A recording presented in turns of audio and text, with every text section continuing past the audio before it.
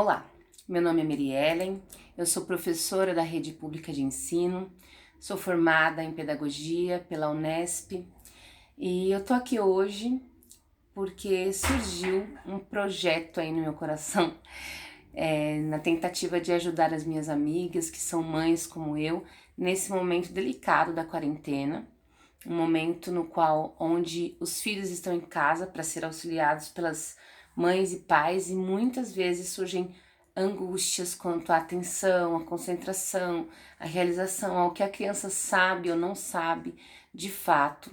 E elas me procuraram no grupo, né? Aliás, elas não me procuraram exatamente, elas começaram a compartilhar lá e eu dei alguns toques. Mas acho que seria muito produtivo poder compartilhar isso com mais pessoas e de alguma forma tá organizando essas ideias, sistematizando.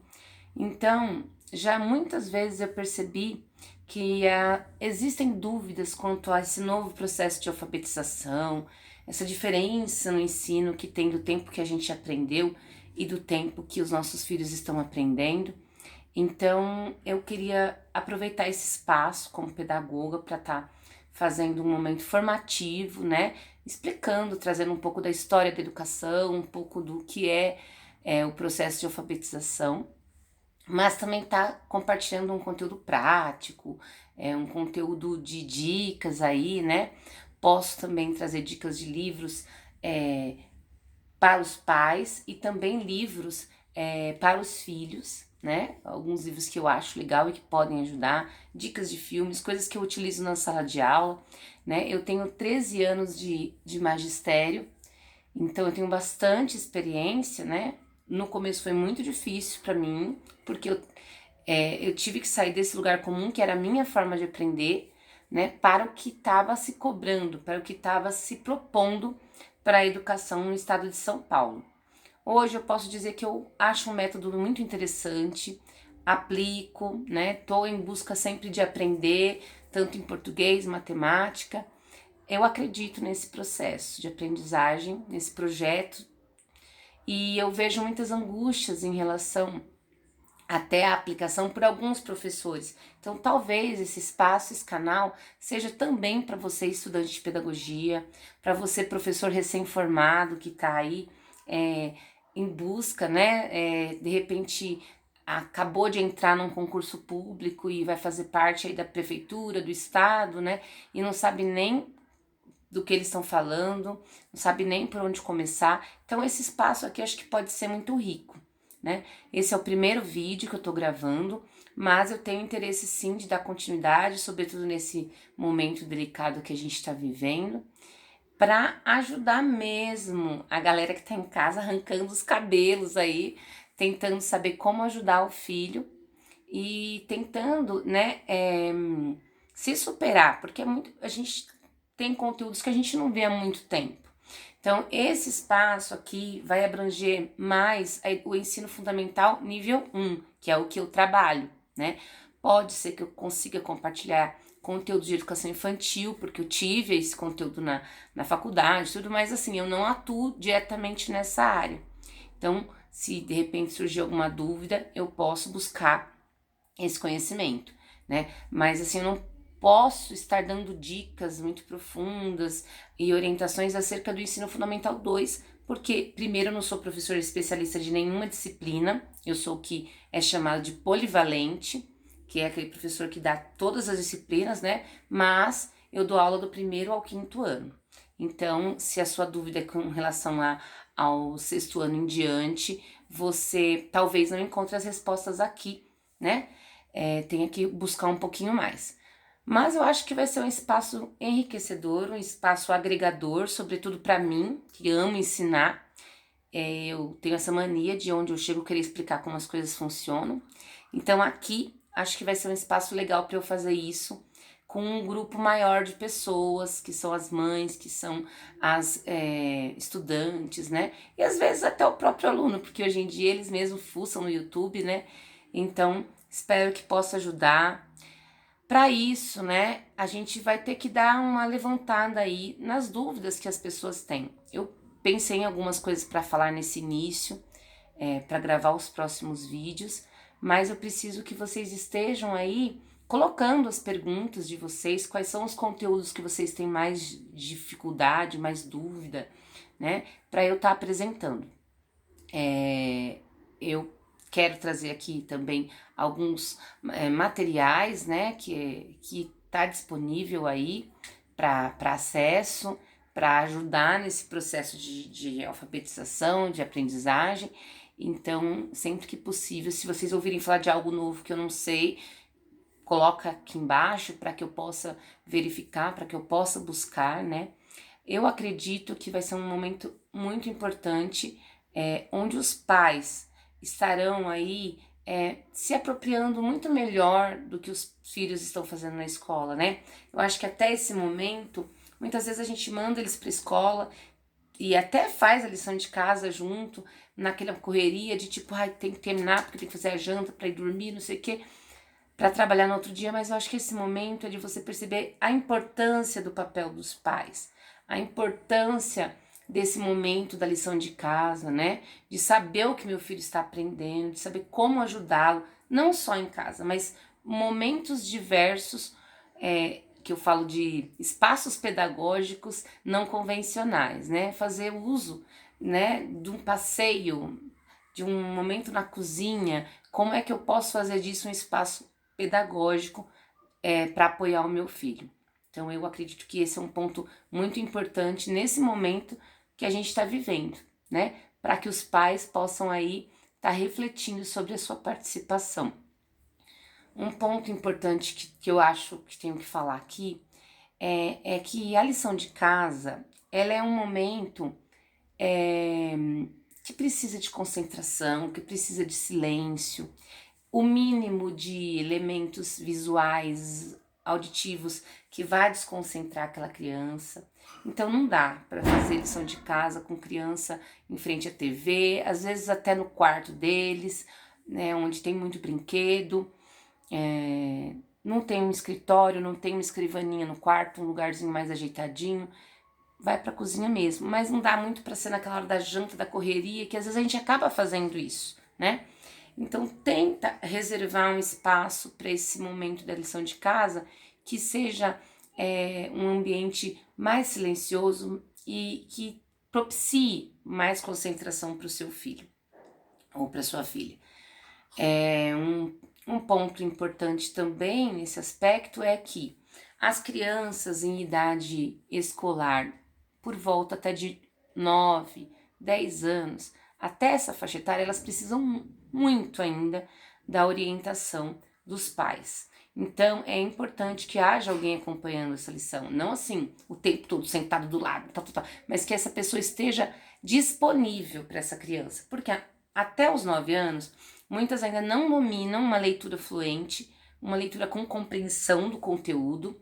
Então é importante que às vezes o adulto ajude ela a refletir, ajude ela a interpretar esse conteúdo, né? Fazendo uma leitura mais fluente. A partir dos 9 anos, dependendo da característica do seu filho, claro, né? Essa criança já pode ter momentos autônomos de lição. Então, ela vai ter uma atividade, ela vai para um lugarzinho, você vai direcionar, orientar, e aí, se ela tiver alguma dúvida, ela te chama e você orienta, às vezes, só naquela dúvida. No final, ela vem e te mostra, você confere, dá uma olhada se ela errou alguma coisa que precisa melhorar, né? Mas é um momento onde a autonomia dela já pode ser colocada em prática, né? Então, uma criança, a partir dos 11 anos de idade, por exemplo, ela tem que ter já esse momento da rotina dela estabelecida da lição de casa, onde ela, no cantinho dela, consegue fazer isso. Claro que ela vai precisar de ajuda de vez em quando para um trabalho, uma pesquisa, né, algo mais elaborado, obviamente. Mas a gente tem que também desenvolver nos filhos esse hábito de estudar com autonomia. E é claro que eles vão observar muito o nosso comportamento, né? Como a gente realiza as coisas, o quanto a gente para estudar conteúdos do nosso trabalho, conteúdos que a gente está aprendendo. Se a gente faz lição no sofá, é óbvio que eles vão querer também fazer. Então a gente tem que começar a modelizar as nossas atitudes também, para que eles possam ter um olhar para as nossas ações como modelo para a vida deles, né? Então, procurar também você ser um estudante com rotina, com horários, né? Com uma disciplina mais rígida em alguns momentos.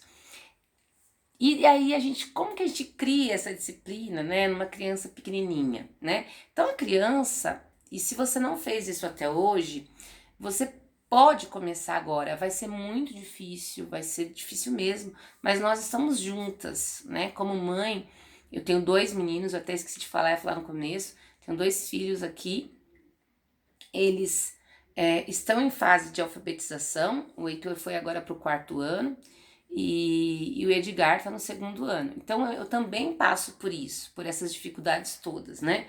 Então esse é um excelente momento para você reconstruir ou para você começar a construir uma dinâmica de rotina organizada. Não precisa ser algo rígido, né? Pode ser flexível às vezes. Hoje a gente pode trocar, né?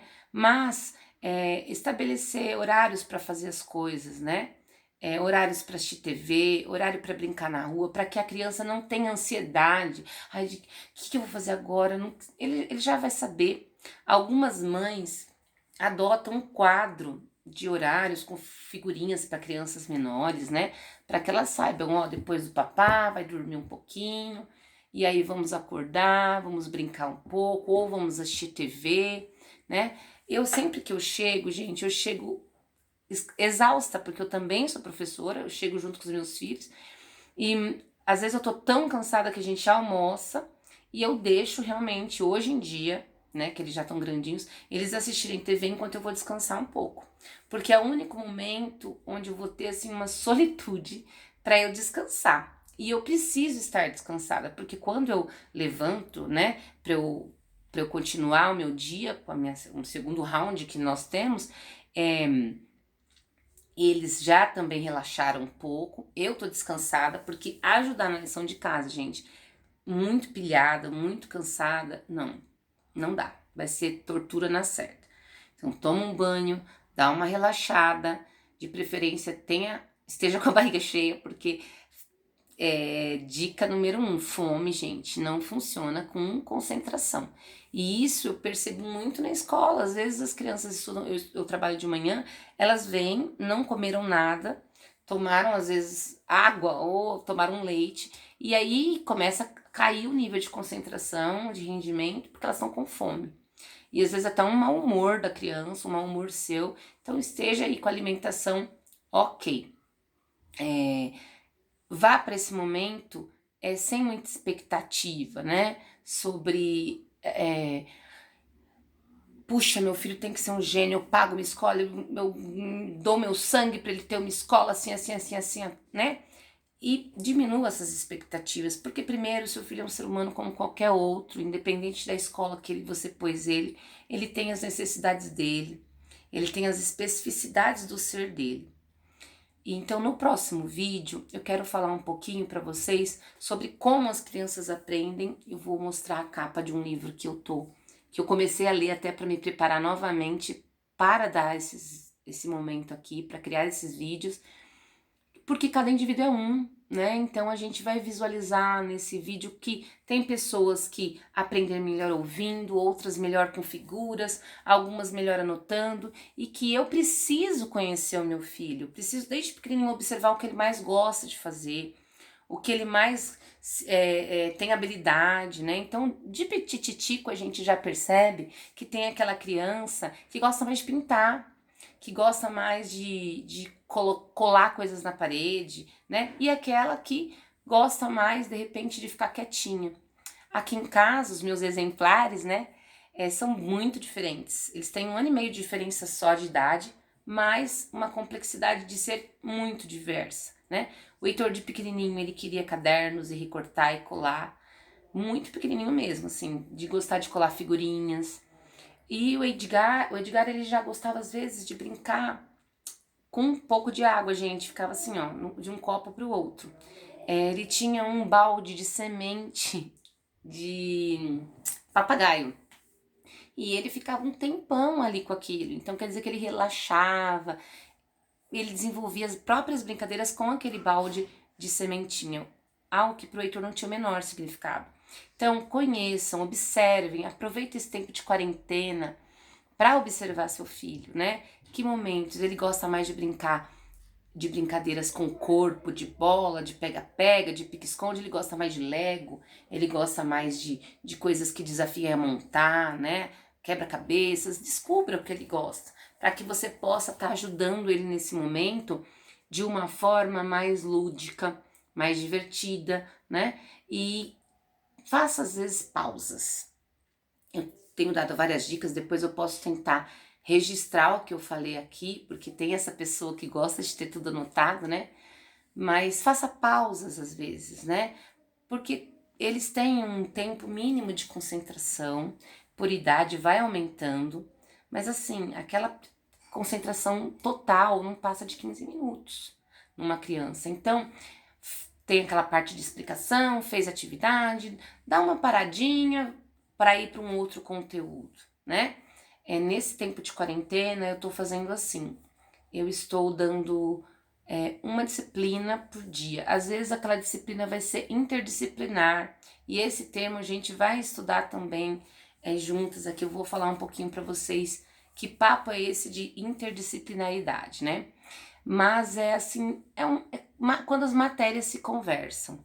Então, hoje o Edgar fez matemática e o Heitor ainda não fez, mas hoje eu vou propor para o Heitor que ele faça um conteúdo de língua portuguesa que envolve leitura de texto, que fala sobre mitos, inclusive mitos gregos. É um conteúdo que é interessante para ele acaba gostando de falar, né? Tem a ver com Cavaleiros do Zodíaco. E aí ele vai fazer interpretação de texto. Com isso, eu posso trazer para ele conteúdos geográficos, né? Onde que fica a Grécia, que região do planeta, como é que está a questão do coronavírus na Grécia. Então é de uma forma que vai se combinando um assunto em várias matérias, em várias disciplinas. Então é isso, gente. A expectativa vai fazer com que você não se frustre e vai fazer com que o seu filho também não fique desesperado, achando a hora da lição de casa uma tortura, que ele fique apavorado, com medo, né? Às vezes suando a mão. Quando o Heitor entrou na escola, no primeiro ano, eu tinha muita expectativa, né? Como professor, extremamente artística, extremamente organizado, eu queria um caderno impecável. E a professora dele gostava de trabalhar com recortes e colagens, e ela era muito dinâmica, assim. Então, o caderno dele não vinha, tipo, uma linha direitinho embaixo da outra. Às vezes vinha com coisa colada e a colagem que ele tinha feito. Umas vezes uma colagem cheia de meleca, sujou porque esse vazou cola, ele passou o dedo. Então, eu fiquei muito frustrada. Então, às vezes meu marido olhava pra minha cara assim com medo de, tipo, você tá ajudando ou você tá atrapalhando ele na lição de casa? Então eu precisei melhorar muito, né? Como mãe, porque eu tava ali meio que professora dele, eu não tinha esse papel na vida dele, né? Então essas linhas tênues, né, do que é o nosso trabalho, do que é o da escola, vocês não estão aqui para cumprir um papel que é da escola, né? Mas esse momento pede um pouco mais de direcionamento, um pouco mais de atenção e um pouco mais de conhecimento. Então, eu preciso ter para mim para eu dar para o outro, né? Eu preciso saber para eu cobrar da escola se está sendo feito ou não esse trabalho com o meu filho. Então, gente, tem tanto assunto que já surgiu na minha mente que eu quero trazer para vocês, que eu acho interessante, né? Mas eu quero deixar esse espaço aqui para vocês também perguntarem, colocarem propostas de assuntos para a gente trabalhar e que espalhe esses vídeos, né, para outras pessoas que vão estar no mesmo momento de angústia, no mesmo momento de ansiedade aí, né, cobrando dos filhos talvez, porque a gente também não tem uma ideia de quanto tempo vai durar essa quarentena, né, e a gente não quer prejudicar o processo educacional, não quer que os nossos filhos fiquem com essa falha na educação, com essa falha no processo de aprendizado. Então, a gente precisa se dedicar muito. Obrigado pela atenção de vocês, né? Se vocês gostaram aí, me falem o que vocês acharam, o que eu preciso melhorar, se a luz estava boa, se esse ambiente aqui tá legal, que eu escolhi, né? Eu tô aqui no escritório, que é o lugar que meu marido estuda e trabalha, e eu achei que ficaria bom aqui, né? Um lugar pra gente fazer porque é mais quietinho. Mas se vocês acharem assim, a luz tá ruim, não tá dando pra ver direito, eu posso buscar um outro ambiente. E proponho também que vocês tenham de repente um caderninho para anotar, sabe? Para coisas que vão vir na cabeça de vocês para que vocês coloquem aqui e coisas que eu falei para que vocês continuem se aprofundando, continuem pesquisando. Eu ainda tô me adaptando com esse negócio da câmera, gente. Então tem hora que eu vou estar olhando pro centro, tem hora que eu vou estar olhando pro lugar certinho. E também é um processo de aprendizado para mim, né? Tô bem feliz de poder contribuir socialmente, né? Contribuir com as minhas amigas e com o engrandecimento do meu ser também. Muito obrigada, até o próximo vídeo.